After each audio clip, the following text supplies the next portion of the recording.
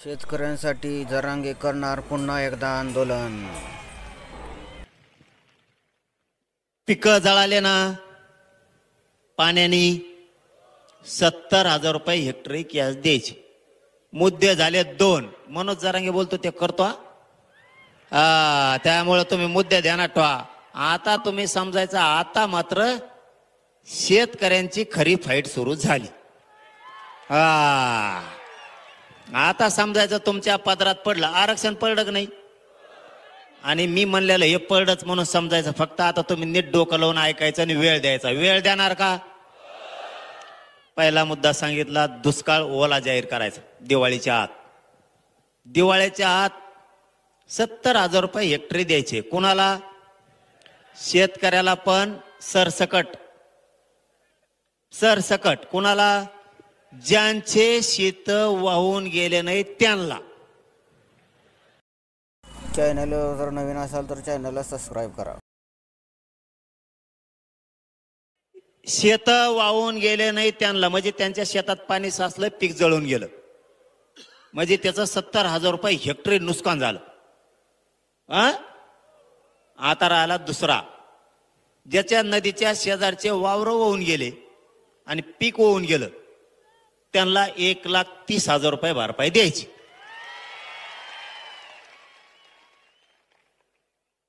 आपलं असंच असतंय. तज्ज्ञ नाही ना अभ्यासक नाही कोण नाही. त्या अभ्यासक भंगार सगळ्या दुनियाचे कुंकड काही सांगत येत आपल्या आपल्या हिशोबाने बरं गरीबाला मिळत. तज्ज्ञ नको ना अभ्यासक नको. तिकडच पुस्तकं नालीत वाचित बस मला वड्यात. ज्याचं शेत वाहून गेलं आणि पीक पण त्याच्या बरोबर गेलं त्याला 1,30,000 रुपये द्यायचे. हे झाले 2 काम. आणि तिसरं काम, ज्याचे जनावर वाहून गेले, ज्याचा कांदा वाहून गेला, ज्याची सोयाबीन वाहून गेली, ज्याची बाजरीचे खळे होणार होते वाहून गेले, त्याचे सोनं वाहून गेलं, त्याचं धान्य वाहून गेलं, यांना शेतकरी सांगन तसा पंचनामा करून 100% भरपाई द्यायची.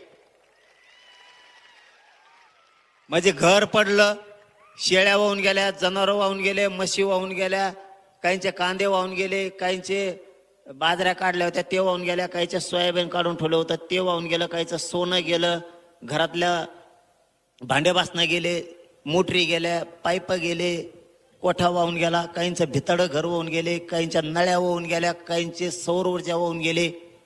जेवढं वाहून गेलं तितके पैसे एवढे द्यायचे. हे झाले 3. हे झाले 3. आता चौथं, शेतकऱ्याचे 15 रुपये कापायचे ठरले ऊसाचे.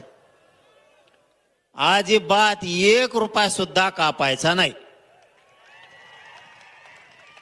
1 रुपया कापायचा नाही. याला पर्याय. चौथा मुद्दा सांगतो, ध्यानात ठेवा. आपल्याला आता लढाई करायची. चौथा मुद्दा, याला पर्याय देतो आम्ही. शेतकऱ्याचे ऊसाचे पैसे कापूस तर ज्याला 10,000 रुपये पगार आहे त्याचे 2,500 कापा.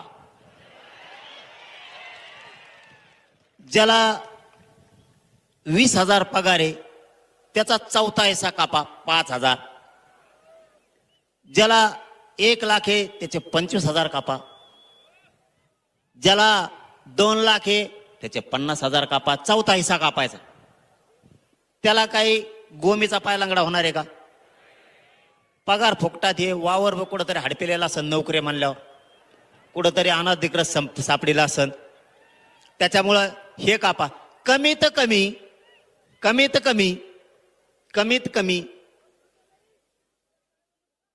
4-5 लाख तर अधिकारी असतील नोकऱ्यावाले सगळे. 10 लाख. या 10 लाखातच जवळपास 1,000 कोटी रुपये जमा होते. ही एक प्रत्येक राजकीय पक्षाकडं हे करायचा. सरकारला सांगतो, मुख्यमंत्र्याला सांगतो, हो ते पैसे कापायचे नाही. हे नोकऱ्यावाल्याचे पुऱ्याचे पैसे कापा. टोटल 1,000 रुपये ठेवू नका. त्याचे चौथा हिस्सा कापून टाका, शेतकऱ्याला वाटा. इकडे शेतकऱ्याचं कुठं गाबाळ आणतो. त्याचे 5 खायची येळ आली तू कुठं खातो रे? ते जमणार नाही. 1 एकर भर ऊस लावायचा आणि त्याच्यात तुला 15 रुपये द्यायचे. तो जर काढी लागली काय तिकडं. आणि तो पोराचा टायरच एक लाखाचं आहे गाडीचं. ही केव ना ती गाडी. दुसरा मुद्दा, एका एका पक्षाकडं 1,000 लोक आहेत मराठी हो. निवडणुकीच्या दिवशी म्हणतात 500 कोटी दिन येतं तो कंपनी बंद पाडी. आता रोग आला का सरकारला? जेवढे जेवढे व्यावसायिक उद्योगपती येतं, राजकीय लोक येतं, खासदार आमदार येतं, मंत्री येतं, यांच्याकडे प्रॉपर्टी 1,000 कोटीचे आहेत ना. 1 एकर ऊस सावल्याचे 15 रुपये कापी तू कशाला? आता देवेंद्र फडणवीसची प्रॉपर्टी कमी असेल का? कापेव ना अर्धी दान शेतकऱ्याला. अजित पवारची कमी आहे का? अजित पवार तिकडे काढी लागली का?